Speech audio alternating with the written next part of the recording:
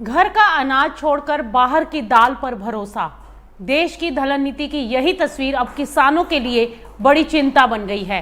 एक तरफ देश की तिजोरी से हजारों करोड़ रुपए निकालकर विदेशों से दाल खरीदी जा रही है और दूसरी तरफ अपने ही खेतों में उगी मूंग को बेचने के लिए किसान सड़कों पर उतर रहा है। ये सिर्फ मूंग की कीमत का मामला नहीं, बल्कि देश की दलहन नीति का भी विरोधाभास है। जहां आयात को बाजार मिल रहा है, लेकिन अपने किसान को खरीद की पूरी गारंटी नहीं।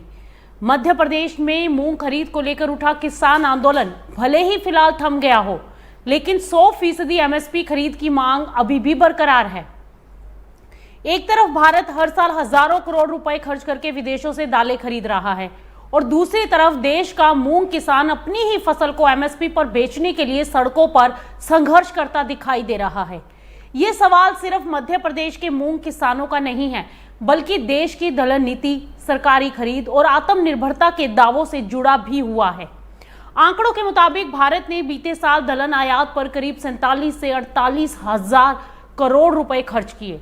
यानी देश अपनी जरूरत पूरी करने के लिए विदेशी बाजारों से दालें खरीद रहा है, लेकिन जब देश का किसान मूंग उगाकर बाजार में लाता है तो उसे कई जगह एमएसपी से काफी कम कीमत पर फसल बेचने के लिए मजबूर होना पड़ रहा है।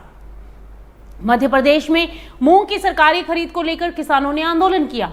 किसानों की मांग थी कि मूंग की 100% खरीद एमएसपी पर सुनिश्चित की जाए। आंदोलन के बाद राज्य सरकार ने केंद्र की ओर से तय 25% खरीद के अलावा 35% अतिरिक्त खरीद का भरोसा दिया, यानी कुल 60% मूंग खरीद पर सहमति बनी। हालांकि किसानों की जो मूल मांग है वो अभी भी पूरी नहीं हुई है। किसान ये चाहते हैं कि मूंग की भी 100% एमएसपी खरीद की गारंटी मिले, ठीक उसी तरह जैसे तुअर यानी कि अरहर, उड़द और मसूर के लिए खरीद की व्यवस्था की गई है।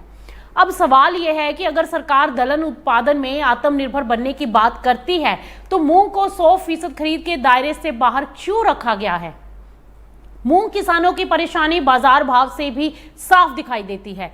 केंद्र सरकार ने साल 2026-27 के लिए मूंग का एमएसपी 8,780 रुपए प्रति क्विंटल तय किया है, लेकिन जुलाई में कई प्रमुख उत्पादक राज्यों में मूंग के बाजार भाव एमएसपी से काफी नीचे रहे हैं। मध्य प्रदेश में मूंग का एवरेज भाव जो है वो करीब 6,646 रुपए प्रति क्विंटल और राजस्थान में लगभग 6,358 रुपए और छत्तीसगढ़ में करीब 6,266 रुपए और हरियाणा में लगभग 6,441 रुपए प्रति क्विंटल तय किया गया है। यानी कई स्टेट्स में किसानों को एमएसपी से करीब 2,000 से 2,500 रुपए प्रति क्विंटल तक कम कीमत मिल रही है। राष्ट्रीय स्तर पर जुलाई में मूंग का औसत थोक भाव करीब 7,670 रुपए प्रति क्विंटल रहा, जो एमएसपी से लगभग 1,110 रुपए नीचे है। ऐसे में किसानों का कहना है कि जब बाजार भाव एमएसपी से नीचे है तो सरकारी खरीद ही उन्हें नुकसान से बचाने का सबसे बड़ा सहारा बन सकती है। केंद्र सरकार की मौजूदा व्यवस्था के अनुसार पीएम आशा की प्राइस सपोर्ट स्कीम यानी पीएसएस के तहत सामान्य परिस्थितियों में खरीद की मंजूरी उत्पादन के 25% तक की जाती है। मध्य प्रदेश को इस बार करीब 4,54,000 मीट्रिक टन मूंग खरीद की मंजूरी मिली है, जो सभी राज्यों में सबसे ज्यादा बताई गई है।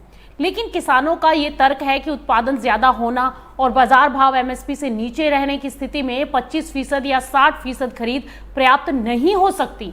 दूसरी ओर सरकार तुअर, उड़द और मसूर के मामले में किसानों से 100% खरीद की व्यवस्था कर चुकी है। इसका उद्देश्य दलहन उत्पादन को बढ़ावा देना और देश की आयात निर्भरता कम करना है।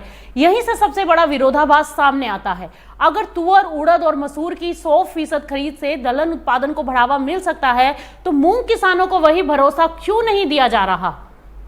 मूंग भी देश की प्रमुख दलहन फसल है और ये कम समय में तैयार होती है और मिट्टी की उर्वरता सुधारने में मदद भी करती है और किसानों के लिए एक महत्वपूर्ण आय का स्रोत भी है। लेकिन जब किसान को फसल बेचने के लिए आंदोलन करना पड़े तो उत्पादन बढ़ाने की नीति पर भी सवाल उठते हैं। संसद की कृषि संबंधी स्थायी समिति ने भी सुझाव दिया है कि दलहन और तिलहन फसलों के लिए पीएम आशा के तहत खरीद सीमा को मौजूदा 25% से बढ़ाकर 100% तक करने पर विचार किया जाना चाहिए। समिति का यह मानना है कि इससे किसानों को बेहतर कीमत मिल सकती है और देश की आयात निर्भरता घटाने में मदद मिल सकती है। तो कुल मिलाकर तस्वीर ये कहती है कि भारत एक तरफ दलहन आयात पर करीब 47 से 48 हजार करोड़ रुपए खर्च कर रहा है, जबकि दूसरी तरफ मूंग किसान एमएसपी से नीचे कीमत मिलने के बावजूद अपनी फसल की पूरी सरकारी खरीद की मांग कर रहे हैं। मध्य प्रदेश में आंदोलन फिलहाल थम गया है और 60% खरीद पर सहमति बन गई है, लेकिन 100% खरीद की डिमांड अभी बाकी है। अब दलहन नीति के सामने सबसे बड़ी चुनौती यही है कि देश की जरूरतों के लिए विदेशी बाजारों पर निर्भरता कम की जाए और घरेलू किसानों को उत्पादन बढ़ाने के साथ उनकी फसल की खरीद का भरोसा भी दिया जाए।